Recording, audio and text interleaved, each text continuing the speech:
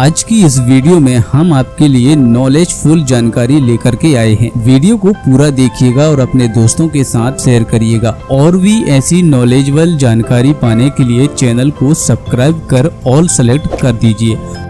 बाजारों में जादू का खेल तो आपने देखा ही होगा। जादूगर का खेल दिखाने वाले नींबू से खून टपकता हुआ दिखाई देता है। यह कैसे संभव है? वो इसलिए संभव है कि नींबू में सिरिंज द्वारा मैथिली ऑरेंज प्रवेश करते हैं, जो नींबू में उपस्थित साइट्रिक अम्ल से क्रिया करके लाल रूप में परिवर्तन हो जाता है, जिससे नींबू का रस लाल हो जाता है और काटने पर लाल रंग यानी खून की तरह दिखता है, जिसे जादूगर खून कहते हैं और हम लोगों को बेवकूफ बनाते हैं।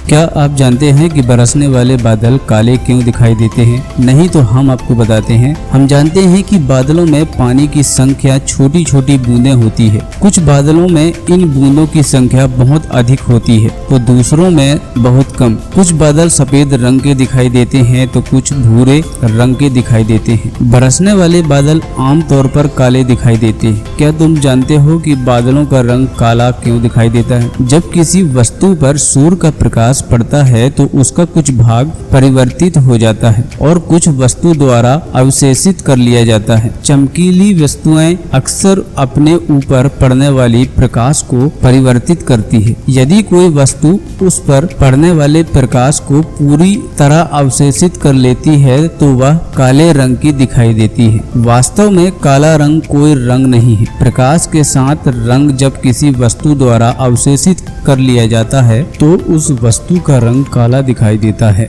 जो बादल सूर्य के प्रकाश को परिवर्तित कर देते हैं वे सफेद दिखाई देते हैं, लेकिन जो प्रकाश को अवशेषित कर लेते हैं वे काले दिखाई देते हैं। इसलिए बरसने वाले बादलों में पानी की संख्या बूंदें होती है जो प्रकाश के सभी रंगों को अवशेषित कर लेती है। इसलिए बरसने वाले बादल काले रंग का दिखाई देता है।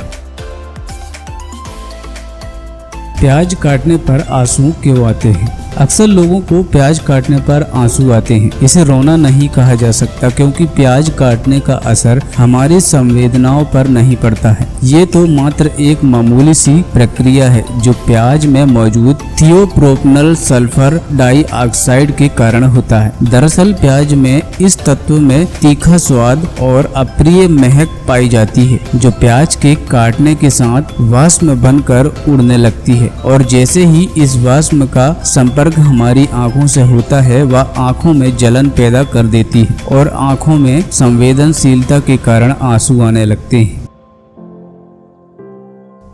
क्या आप जानते हैं कि भारत को अंग्रेजी में इंडिया क्यों कहते हैं? भारत को इंडिया इसलिए कहते हैं क्योंकि स्वतंत्र भारत के संविधान निर्माताओं ने इस शब्द को अंग्रेजों की विरासत के रूप में देश का दूसरा नाम स्वीकारा था। अंग्रेजों के भारत पर शासन काल में इंडिया नाम प्रचलित और रूट हो जाता था। जहां तक इंडिया शब्द के अंग्रेजी में आने की बात है तो इसके लिए थोड़ा पीछे जाना होगा। भारत का जिन विदेशी व्यापारियों, आक्रमणकारियों, विजेताओं और यात्रियों आदि से संपर्क हुआ, उनके जरिए भारत के पुराने नाम सिंधु का उनके देशों में अपने ढंग से प्रचार हुआ। इसके लिए मुख्य रूप से दो स्रोतों का नाम लिया जा सकता है, ईरानी और यूनानी। ईरानी या फिर पुरानी। फारसी में सिंधु शब्द का परिवर्तन हिंदू के रूप में हुआ और उससे बना हिंदुस्तान, जबकि यूनानी में ए बना इंडो या इंडोस। बस ए शब्द किसी तरह लैटिन भाषा में जा पहुंचा और इससे बना इंडिया।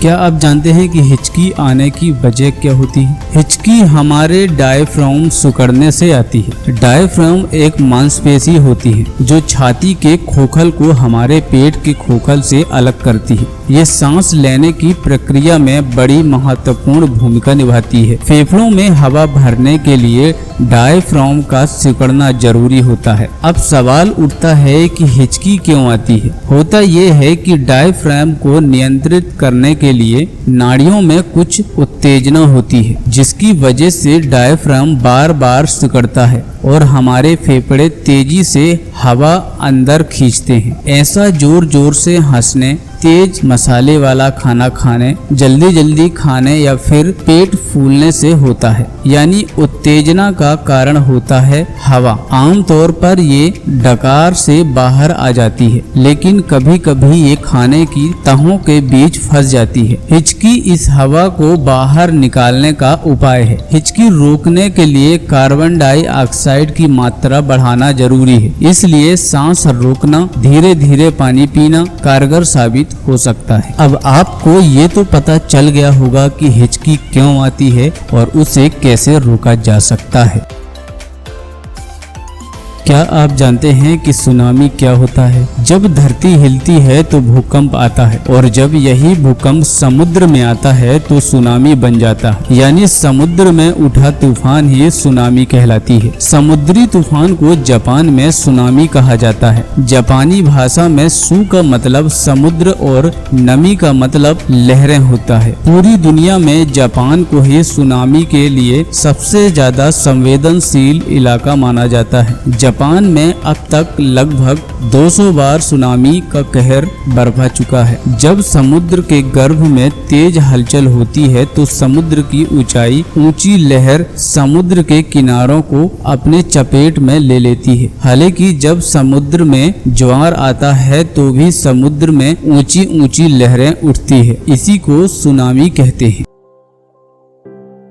फिल्मों में आपने झूठ पकड़ने वाली मशीन तो बहुत सी देखी होगी, लेकिन क्या आपको पता है कि झूठ कैसे पकड़ा जाता है? झूठ पकड़ने वाली मशीन को पॉलीग्राफ कहते हैं। इसका आविष्कार सन 1921 में कैलिफोर्निया विश्वविद्यालय में चिकित्सक के एक छात्र जॉन लार्सन ने किया था, और 1924 से पुलिस पूछताछ में इसका प्रयोग करती आ रही है। इसमें व्यक्ति को कुर्सी पर बिठाया जाता है और कई नलियां और तार उसके शरीर के निश्चित भागों पर लगाया जाता है, जो शारीरिक गतिविधियों का निरीक्षण करते हैं। फिर उससे कई सवाल पूछे जाते हैं। ये माना जाता है कि जब व्यक्ति झूठ बोलता है तो उसके शरीर में कुछ परिवर्तन होता है। पॉलीग्राफ के जरिए व्यक्ति की सांस, रक्तचाप, नाड़ी और पसीने में आए इसी परिवर्तन को नोट किया जाता है, और बाद में पॉलीग्राफ के आंकड़ों का विश्लेषण होता है। इसी से इंसान का झूठ पकड़ा जाता है।